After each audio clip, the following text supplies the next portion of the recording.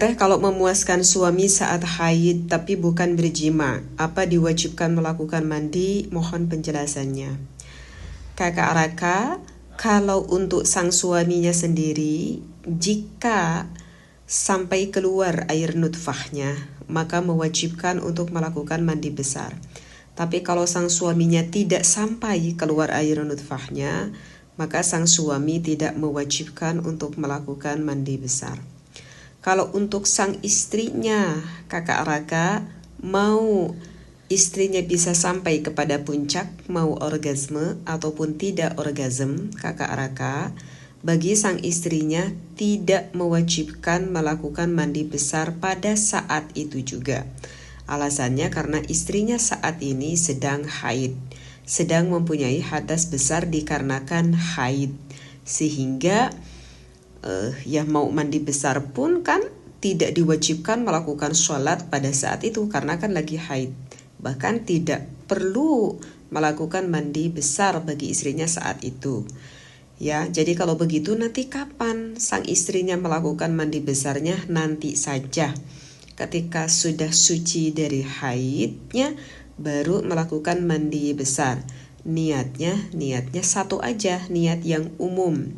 Nawaitu raf'al hadasil akbari fardalillahi ta'ala. Sudah, satu niat itu sudah cukup menghilangkan semua hadas besar yang lainnya, Kakak. Ya.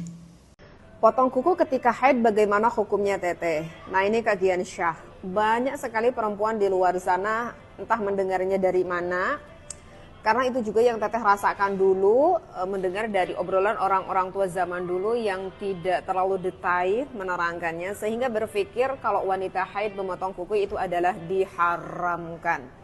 Tidak, Kakak Gian Syah.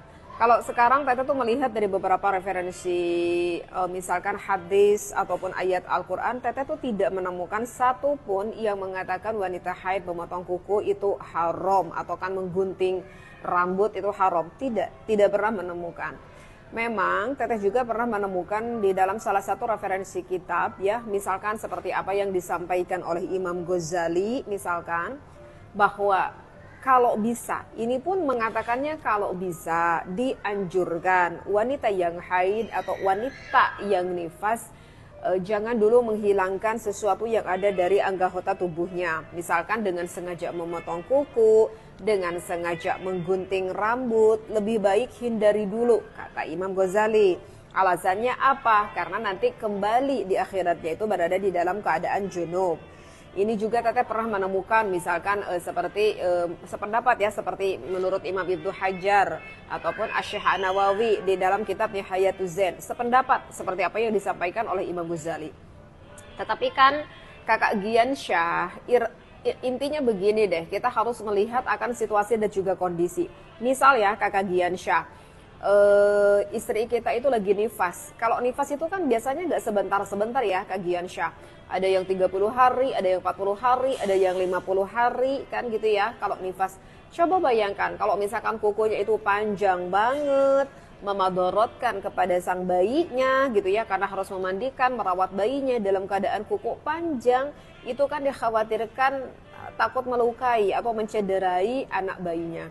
Jadi kalau menurut Teteh ya lebih baik dipotong aja daripada nanti bisa aja kan melukai kepada sang bayinya. Seperti itu.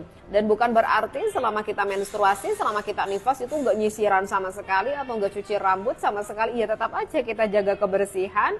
Adapun rambut yang rontok ya udah biarkan terbuang begitu saja dan tidak perlu dimandi besarkan. Jadi begitu ya Kakak Gian Syah, semoga dapat dipahami. Apa hukumnya jika menikahi mertua dan terlanjur mungkin sudah menikah dan sudah selanjutnya mungkin Kak Eris? Ini untuk Kak Eris dan juga lainnya, ini nanti hukumnya terbagi dua ya, jadi mohon didengarkannya sampai dengan tuntas, sampai dengan jelas ya Kakak Eris. Dan Teteh mencontohkannya kepada suami Teteh ya Kak Eris, biar nanti sama Kak Eris itu terbayang gitu. Teteh ini Kakak Eris kebetulan mempunyai ibu tiri gitu ya, sehingga suami Teteh kepada ibu kandung Teteh sendiri itu berarti mertua kan Kak Eris, dan itu mertua asli gitu ya, mertua asli. Dan teteh juga punya ibu tiri gitu, karena karena bapak dan mamah teteh itu kan berpisah, kemudian mamah teteh menikah lagi gitu ya, bapak teteh menikah lagi, berarti kan teteh tuh punya ibu tiri ya Kakak Eris. Nah suami teteh kepada ibu tiri teteh itu juga sama mertua, tetapi mertuanya mertua tiri seperti itu. Nah ini nanti hukumnya seperti ini Kak Eris. Ya, jadi di dalam syariat Islam Kak Eris, tidak semua wanita itu boleh kita tikahi, gitu ya. Nah, wanita yang tidak boleh kita tikahi itu yang disebut dengan wanita mahram. Dan wanita mahram ini Kak Eris itu terbagi menjadi 3 bagian. Yang pertama dikarenakan ada ikatan kekerabatan gitu ya, atau ada pertalian darah juga bisa dikatakan seperti itu. Yang kedua yang ada ikatan sepersusuan Kak Eris. Yang ketiga ada hubungan musaharoh. Musaharoh itu kemertuaan ya, seperti ini yang Kak Eris mau tanyakan. Nah Kak Eris itu diibaratkan seperti suami teteh ya, yang tadi teteh contohkan biar terbayang. Nah, suami teteh Kak Eris kepada ibu kandung teteh sendiri, berarti kan ibu mertua asli, itu haram jelas Kak Eris. Tidak boleh suami teteh itu menikahi ibu kandung teteh sendiri. Karena ibu kandung ada kaitan darahnya. Dan bahkan itu termasuknya mu'abad. Artinya mu'abad itu Kak Eris adalah selamanya. Apakah suami teteh menikahi teteh pernah menjimai teteh atau belum pernah menjimai teteh, itu tetap saja hukumnya sama. Apakah nanti suami teteh bercerai dengan teteh, naudzubillah ini misalkan gitu ya, atau misalkan teteh yang meninggal duluan, tetap aja itu suami teteh kepada ibu teteh adalah mu'abad, mertua selamanya, tidak boleh menikahi ibu teteh. Dan bahkan bersentuhan kulitnya pun suami teteh dengan ibu teteh itu tidak batal. Ya, ini keterangannya ada jelas di dalam surat An-Nisa pada ayat ke-23. Kemudian pendapat para ulama juga ini sudah hukum secara mutlak ya. Bisa kita lihat keterangannya di dalam kitab Majmu' Syarah Muhadzab, dan hadisnya juga sudah ada yang merujuk kepada hadis yang disampaikan oleh, yang diriwayatkan oleh Imam Baihaqi. Hadisnya tak perlu dibaca ya, udah terlalu panjang. Nah, untuk kasus yang kedua Kak Eris, kan teteh tuh punya ibu tiri ya. Berarti suami teteh kepada ibu tiri teteh itu dikatakan dengan mertua tiri gitu.